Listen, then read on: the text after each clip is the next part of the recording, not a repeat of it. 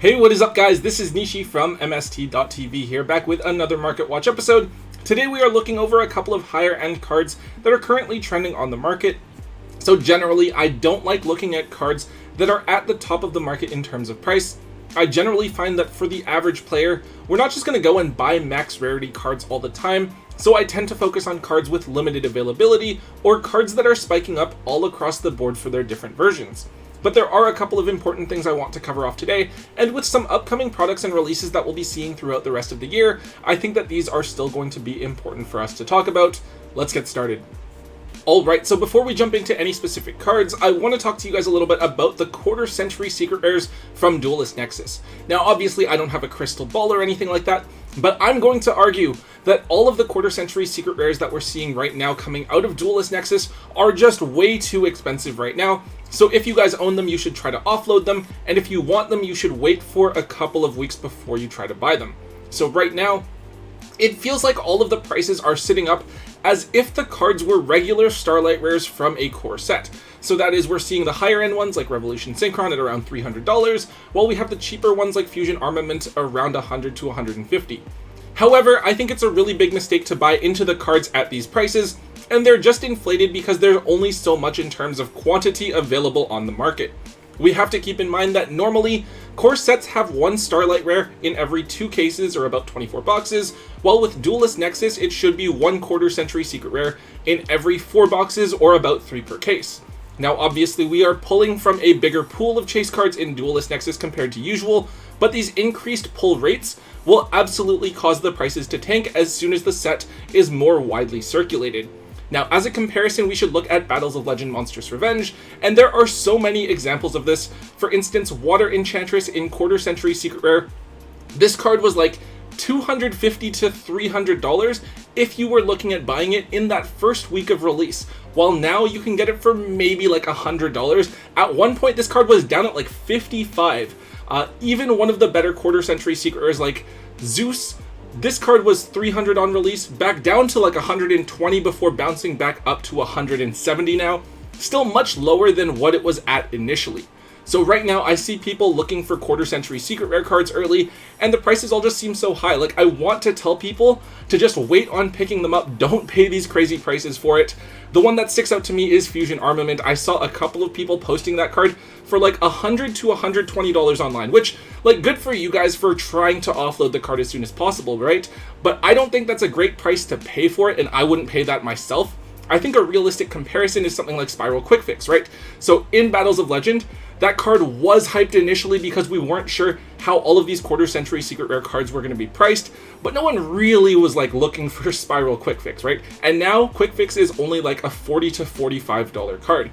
So for you guys, if you are looking for any of those quarter century secret rares, I would encourage you to hold off and just be a little bit patient. Wait for the set to be officially released this upcoming weekend, and then wait a couple of weeks for all of those people who have their cases coming in, they're going to locals, they're opening up packs with their friends, and there's just going to be this huge influx of the quarter century secret rares that are available on the market.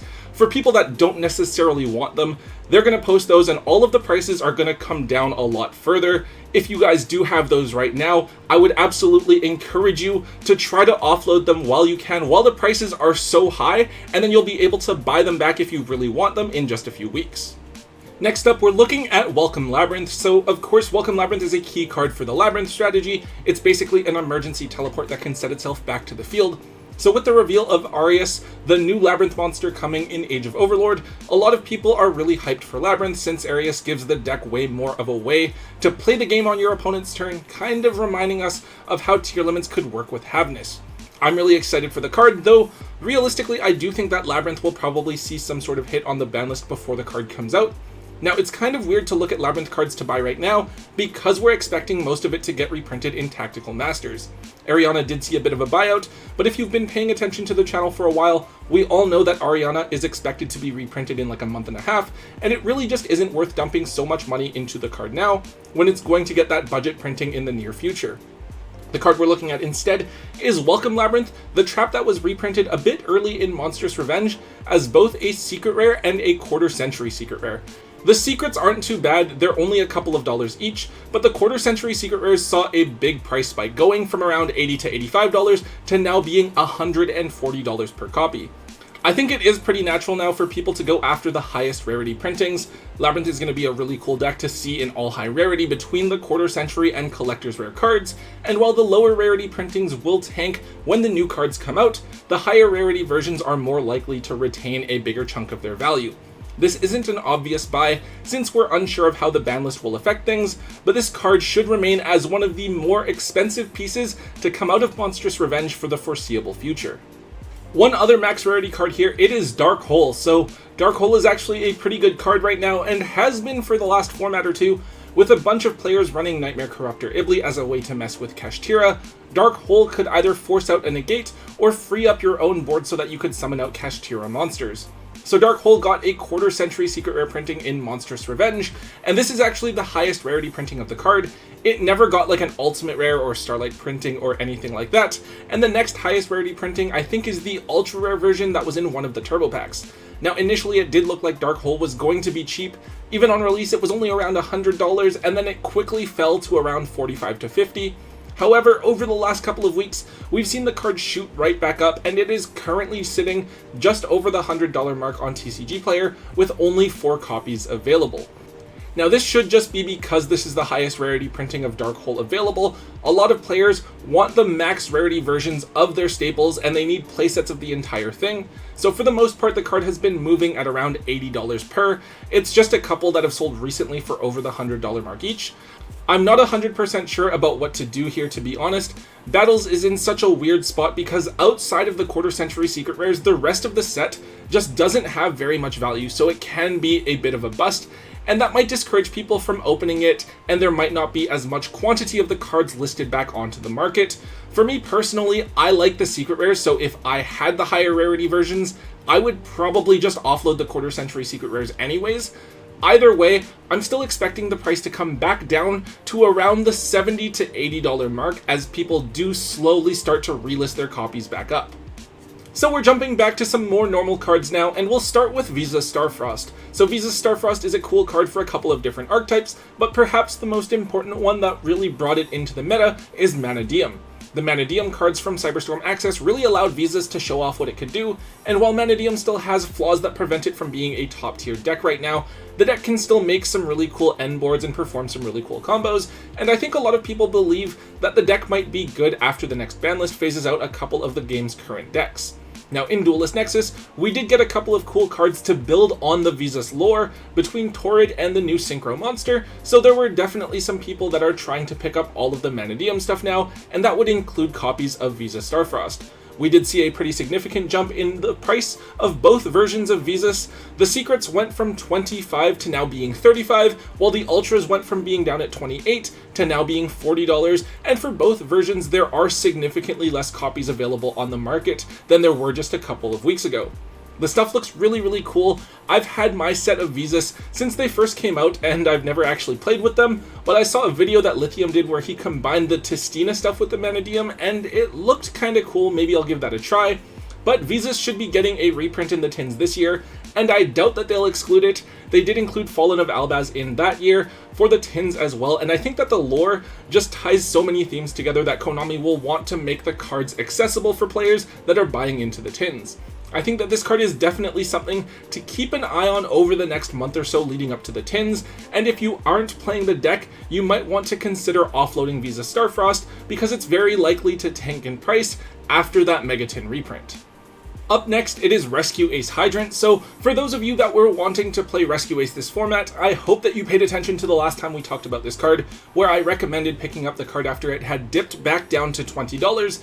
That was just a few weeks ago in the first week of July, and Hydrant had dipped back down following a buyout, and I recommended that if you wanted to play Rescue Ace, you should pick up Hydrants just in case the new cards from Duelist Nexus were very affordable. Well, it turns out that Preventer and Emergency were both commons, and that was enough to cause a bunch of people to jump on the Rescue Ace train, and naturally Hydrant shot way up in price as a result. Hydrant is of course a key card for the Rescue Ace strategy, searching for a Rescue Ace monster once per turn, and also enhancing the effects of the Rescue Ace spell and trap cards. Believe it or not, this card has doubled in price for the ultra rare version over the last few weeks, as it currently sits at $40 per copy. The collector's rare version hasn't moved too much, it's more just been on a steady incline over the last couple of months. It currently sits at just over $80 per copy as well. So far, we haven't seen too much crazy stuff from the Rescue Ace strategy in terms of results and such here in the TCG, but this has been one of the strongest decks over in the OCG for the last couple of months. I'm fully expecting Rescue Ace to be a consistent performer at least the regional level once events start back up again in the middle of August. Given that Amazing Defenders is still a relatively new set, don't expect Hydrant to drop in price anytime soon. Rather, I would expect the price of Hydrant to stay around that $30 to $40 range, potentially going a little bit higher or lower depending on how the deck performs over the next several months. Up next, we have Dragon Knight Dracoakist. So this is kind of an odd one, but I think it's something that is going to be seeing a little bit more play as a super polymerization target. To summon this card, you can use a dragon type synchro monster and then any warrior monster. It has an on-field effect where it can copy the effect of a synchro dragon from the graveyard. Not the main reason that we're playing this card. However, this card might be an interesting way to counter a lot of the synchro decks in the game right now. For one, Baron de Fleur is a warrior monster, so against a synchro spam deck that makes a board consisting of Baron and Bestial Dissipator, this card can allow Super Poly to tear apart a big chunk of that board. Normally, that dragon type synchro monster requirement is really strange. However, with the release of Revolution Synchron, we might see a bunch more people going into like Ancient Fairy Dragon or Crystal Wing Synchro Dragon, so there will likely be more opportunities that come up where super polying into Dracoakist can be extremely disruptive. Now fortunately, this card did get an ultra rare reprint in one of the Ghosts from the Past sets, so it's very accessible if you want a budget alternative. However, the two notable versions of the card are the Ghost Rare and the Ultimate Rare version from back in Duelist Revolution. This is an older card and there's been a pretty big discrepancy between the first ed versions and the unlimited printings. So for the Ghost Rare, first eds are up at $70 while the unlimiteds are $30 to $35, while with the Alties, first ed are at $60, with unlimiteds being at $20 to $25. There's not too many copies of this card that are near mint available on the market either. This card did used to be one of the cheaper Ghost Rares in the game, and wasn't really that highly sought after, so maybe there's a chance that some of you older players will have this card in an old binder or something like that. It's definitely something for you all to keep your eye out for, since depending on what decks are top tier over the next couple of formats, this card will likely be very highly sought after as an extra deck option. And finally, one last card that I want to point out for today is Neospace Connector. This card is a really simple warrior monster that special summons a Neospatian from your deck when it is normal summoned. Now most of the time this card is summoning out Neospatian Aqua Dolphin, a monster that can potentially allow you to rip a hand trap out of your opponent's hand, and from there you're able to link the two monsters off into a soul.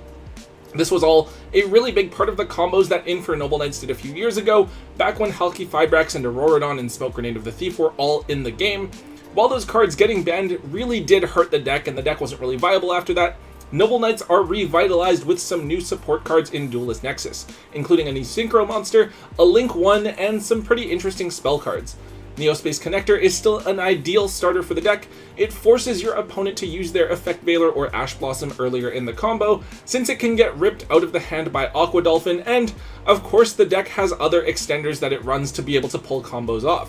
So Neospace Connector was originally a common, and those were obviously like a quarter or so, right? However, the card did get a super rare printing in the Soul Fusion Special Edition. Those were pretty cheap at the time, and then they were basically nothing when Noble Knights kind of died off. However, they are back in the format once again, even though Noble Knights aren't exactly top tier anymore still, and since Space Connector is a 3 of, the super rare versions are all the way up at $5 per copy. I'm pretty sure that this is a card that I have like at least 50 copies of, so if I could offload playsets for like $10, that's a lot of free value and I would be pretty happy with that. So if you guys have this card sitting around in your bulk, I think it's definitely something that you should dig up and try to offload in order to lock in some of that value.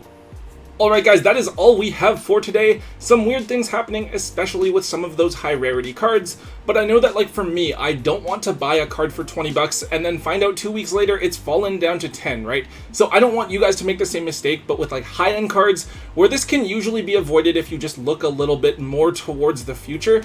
So it's really important that you guys stay diligent and pay attention to trends on the market.